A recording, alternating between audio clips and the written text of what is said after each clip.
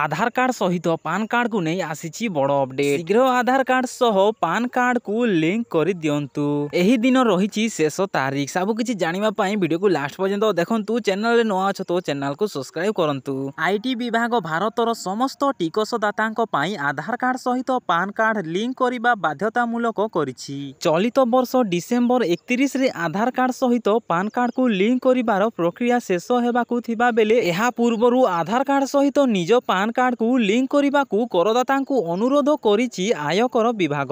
एही लिंक प्रक्रिया विफल हेले पान कार्ड निष्क्रिय होई पारे, जहा फल रे आर्थिक कारोबार सह अनेक समस्या सृष्टि हेबो। आर्थिक ठकई मामला गुड़िकर वृद्धि मध्यरे एही पदक्षेप नेइछि आयकर विभाग। व्यक्तिगत सूचनार अपव्यवहार को रोकिबा पई गृह मंत्रणालय आयकर विभाग को प्यान मध्यरे व्यक्तिगत विवरणी को सीमित रखिबा को निर्देश दैछि। समय सीमा पूर्वरु लिंक करिबारे विफल एहा आउ कार्यक्षम हेबो नाही। तेणु निर्धारित समय सीमा पूर्वरु एही प्रक्रिया शेष करि देबाकू कहिछि आयकर विभाग।